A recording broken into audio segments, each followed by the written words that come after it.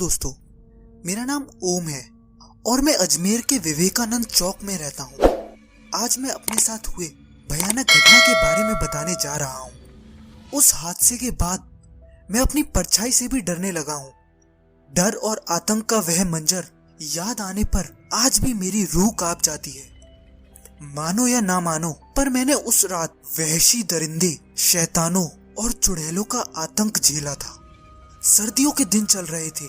मेरे दोस्त अभिषेक के माता पिता किसी काम से दूसरे शहर जाने वाले थे। फौरन मैंने और अभिषेक ने मस्त मस्त फिल्मों की डीवीडी इकट्ठी कर ली और रात भर पार्टी करने का प्लान बना डाला। अभिषेक के माता पिता के निकलते ही बाइक लेकर मैं अभिषेक के घर पहुंच गया।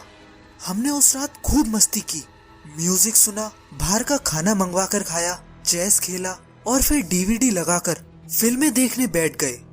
रात के 3 बजे तक एक्शन फिल्में देखी तो ऊब गए। अभिषेक ने कहा कि चलो एक हॉरर फिल्म देखें। मैं भी बोला कि डरता कौन है, लगा दे। वैसे भी सारे भूत प्रेतों का मैं ही असली बाप हूँ और सारी चुड़ैल मेरी गर्लफ्रेंड। इतना बोलकर मैं हंसने लगा। अभिषेक भी ठहाके लगाकर हंसने लगा। हमने उस रात 1.25 घंटे की देसी ड्राकुला फिल्म देखी। फिल्म इतनी डरावनी थी कि मैं और अभिषेक फिल्म देखते देखते ही 8 से 10 बार सुसु कर आए।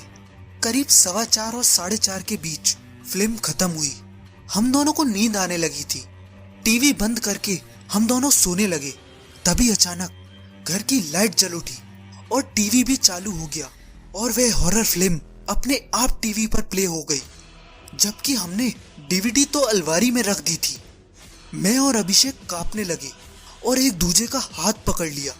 तभी अचानक घर का दरवाजा कोई पागलों की तरह पीटने लगा और घर में गर्म हवाएं चलने लगी। मेरा तो दिल दहल गया और अभिषेक तो बच्चों की तरह चिल्लाने और रोने लगा। डरते कांपते हम दोनों दरवाजे तक गए और धीरे से दरवाजा मैंने खोला। उस वक्त सुबह के 4:30 बजे थे और दरवाजा खोलते ही देखा तो हमारे होश उड़ गए। वहां पर अभिषेक के माता पिता थे। मुझे वहां देखकर अभिषेक के जल्लाद जैसे बाप ने अभिषेक को फामड़े जैसे दाएं हाथ से चमाट लगा दी। अभिषेक के पापा ने मुझे आंखें दिखाते हुए उसी वक्त घर से निकल जाने को कहा। मैं भी उधर से चप्पल हाथ में लिए फुर्ती दिखाकर भाग निकला। बाइक स्टार्ट की और घर की ओर चल पड़ा। मेरे दिमाग में अभी भी उस देसी ड्राकुला फिल्म और अचानक चालू हुए टीवी की बात और अभिषेक के जालिम माँ बाप के ख्याल चल रहे थे। तभी अचानक एक सफेद साड़ी वाली खून से लथपथ औरत और एक भयानक नुकीले दांतों वाले विकराल इंसान ने मेरा रास्ता रोका। मैं तो बाइक भगाने लगा।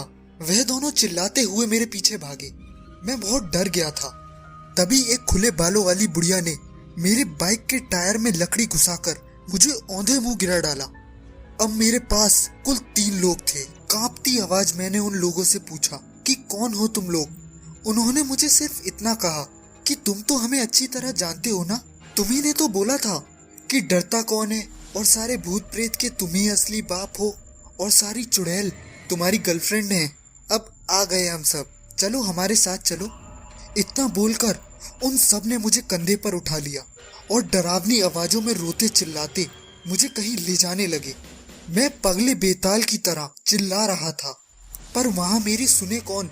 अचानक मुझे याद आया कि हनुमान चालीसा बोलने से भूत प्रेत क्या उसके बाप भी नहीं रुकते। मैंने फौरन हनुमान चालीसा बोलना शुरू किया। मेरे हनुमान चालीसा शुरू करते ही उन सबको जैसे आग लगी हो वैसे वह सब मुझे फेंक कर भागे और डरता कांपता मैं अपनी बाइक लेकर अपने घर पहुंचा। इतने में सुबह के 7 बज चुके थे और उजाला हो चुका था। तभी अभिषेक गालियां बकता हुआ मेरे घर आया। क्या रे फट्टू, डर कर रात में अपने घर क्यों भाग आया? अबे तेरे पापा मम्मी आए और उन्होंने ही तो मुझे भगाया और दरवाजे पर तुझे उन्होंने पीटा भी तो था, भूल गया क्या? सुबह सुबह भांग चढ़ा ली है क्या? मेरे माता पिता कब आए? वह तो इस वक्त दूसरे स्टेट में है। हॉरर फिल्म देखने के बाद तो हम सो गए थे और जब सुबह अलार्म बजा तो मैंने उठकर देखा कि तू भाग चुका है मेरे घर से। अब मुझे सारी बात समझ आ गई थी।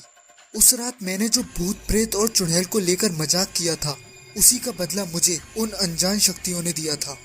वह तो भला हो हनुमान जी का, जो मेरी जान बच गई।